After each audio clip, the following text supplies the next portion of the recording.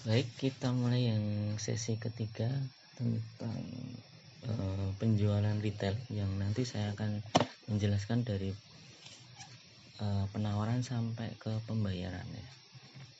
Oke, kita mulai. Untuk kemarin kita sudah sepakati untuk semua order itu melalui SPH dari retail ataupun SPK besar. Nah, ini saya buat penawaran retail sama penawaran marketing. Nah, kita praktekkan ya. Penawaran retail, kita klik. Nah, ini muncul seperti ini tampilannya, mirip dengan yang koreksi kemarin, ada periode tanggalnya, kemudian ini transaksi yang sudah pernah diinput. Jadi nanti kalau misal sudah banyak transaksinya, kita bisa melihat transaksi yang sudah lalu gitu. Dari tanggal ini kita bisa filter. Oke, kita coba input ya, new. Nah, ini tampilan awal yang untuk SPK retail. SPK retail ini nomornya ditandai dengan awalan SPR ini. Nah, ini inputannya seperti ini, nomor, tanggal, customer, bisa diketik langsung customernya, misalkan Aditya. Nah, ini langsung kita pilih Aditya. Ataupun kita bisa menambah customer jika memang itu customer baru. Jadi nanti mungkin SOP-nya kita tanya dulu apakah dia sudah pernah berlangganan atau belum. Jadi kalau belum pernah, bisa klik tombol plus ini, kemudian input namanya siapa, misalkan Budi Hermanto, alamat Colomadu, misal seperti ini. Telepon, kode pos ini opsional, boleh diisi boleh enggak. Oke, save. Nah, nanti di sini kita bisa cari langsung Budi Hermanto. Oke. Kemudian ini nama produk yang dipesan, misalkan buku menu atau brosur menu misalkan. Kemudian marketingnya siapa dipilih, misalkan 1 hari pengerjaan, pembayaran misalkan cash, jenis ordernya brosur. Oke, kemudian kita input itemnya, nama untuk yang dijadikan SPK nantinya, misalkan page 1 A3 indigo, ukurannya ini 20 kali 30 misalkan. Kemudian jumlah cetaknya 4 lembar, harganya kota kosong. Ini kita langsung ke tarif pekerjaan. Untuk membuat page 1 ini pakai tarif pekerjaan yang mana, sesuai yang di daftar harga kemarin yang saya dapat dari CS. Misalkan AC 210 2 muka, dia membutuhkan berapa bahan nih, misalkan 2 lembar A3. Nah, seperti ini. Kemudian misalkan dia pesan lagi yang page 2 indigo, ini ukurannya mungkin berbeda, misalkan 21 kali 30 misalkan 4 lembar. Kemudian tarif pekerjaannya apa, misalkan ini yang 1 muka misalkan. Nah, dia butuh berapa, 2 A3. Nah, untuk contoh yang kemarin saya lihat itu potong dan laminasi itu dijadikan satu kemarin. Nah, ini bisa dibebankan di salah satu pekerjaan ini, di salah satu SPK ini. Misalkan ini saya kasih potong 1, misalkan 10.000. Sebenarnya pada prakteknya mungkin 10.000 ini kan dipakai untuk page 1 dan page 2, tapi ini kita bebankan di page 2 aja. Oke, kemudian ini laminasi misalkan 5.000. Nah, seperti ini. Ini total yang page 1 21.000, page 1 11.000, page 2 21.000. Nah, totalnya segini 32.000. Nah, ini uang muka ini hanya fitur kalau misalkan dia ada DP, terus ini pakai transfer kemana gitu. Kita kita coba save ya. Oke, ini save. Cetakannya seperti ini.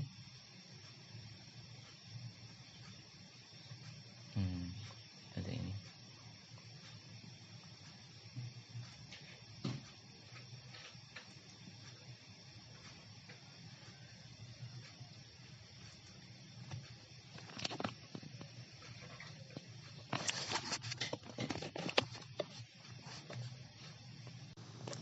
Oke, kita lanjutkan. Untuk setelah SPR ini nomor untuk yang khusus retail. Kalau untuk yang SPK besar nanti SPH. Setelah penawaran kita melangkah ke SPK. Nah, SPK ini biasanya dilakukan oleh Desprint ya, untuk melengkapi habisnya bahan berapa. Tapi untuk yang menginput mungkin bisa juga ECS yang input. Oke, ini muncul. Ini tampilan awalnya seperti ini. Kita pilih produknya. Nah, ini ada muncul batch 1 dan batch 2. Kita coba batch 1. Nah, tampilannya seperti ini. Ini pekerjaannya, dia membutuhkan bahan apa. Kemudian jumlah jadinya tentu saja kita samakan dengan yang ordernya 4 lembar. Kemudian packing terserah. Ini opsional, diisi terserah. Oke, kita save. Dan satunya lagi kita input batch 2. Kita langsung saja ya, jumlah jadinya 4. Jadi ini jumlahnya bisa dirubah. Misalkan untuk membuat 4 ini dia membutuhkan berapa, estimasi ya, ini perkiraan dari Desprint. Oke, kita save. Udah seperti itu toh. Nah, kemudian setelah SPK melangkah ke produksi, otomatis produksi nanti setelah produksi selesai dia akan melaporkan pemakaian bahannya itu ke admin gudang atau admin produksi. Ini inputnya di sini, pemakaian bahan. New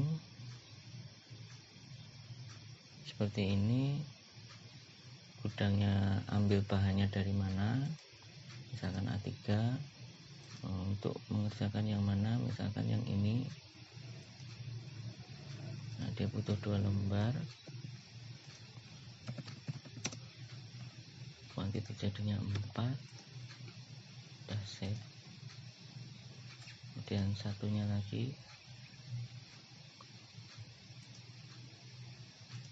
3.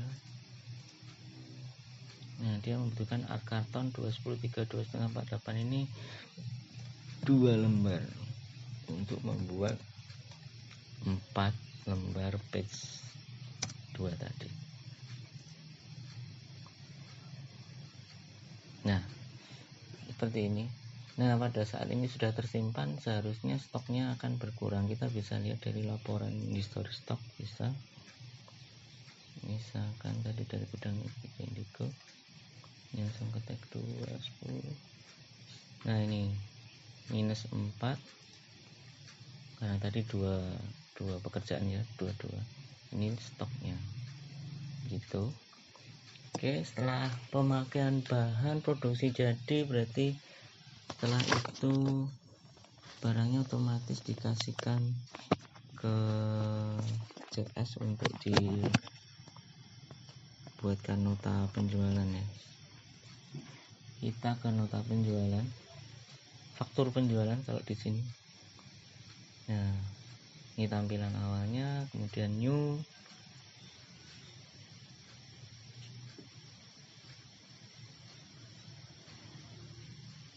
Agak loading.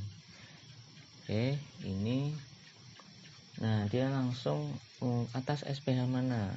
Ini bisa dicari juga. Nanti kalau misal SPH banyak, ini bisa customernya bisa dicari, misalkan Budi, nanti muncul Budi kalau gitu. Oke, ini. Nah, ini terangan ini. Terus kemudian klik pembayaran ya. Pembayarannya ini bayar pakai apa? Tadi kan cash ya, 32004. Nah, ini harus sama Kalau nggak sama nggak bisa simpan. Kita oke, kita save seperti ini. Kasir berarti cuma mengerjakan untuk manggil nomor penawaran, kemudian pembayarannya pakai apa, di save. Nanti berinya seperti ini. Nah, seperti ini.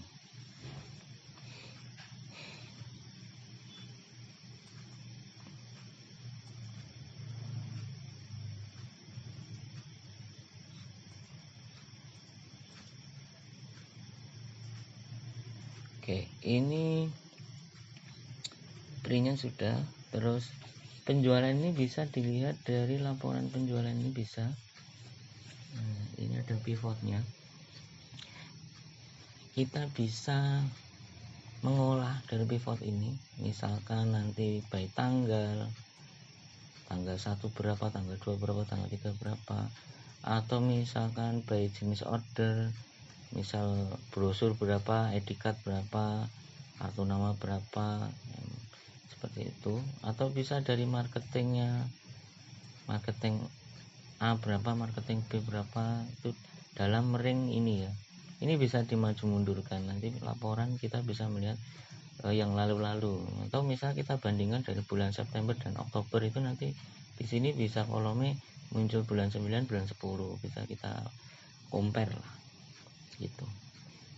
Oke, saya rasa cukup untuk yang SPR ini, dari penawaran sampai pembayaran. Terima kasih, bisa dicoba-coba sendiri nanti.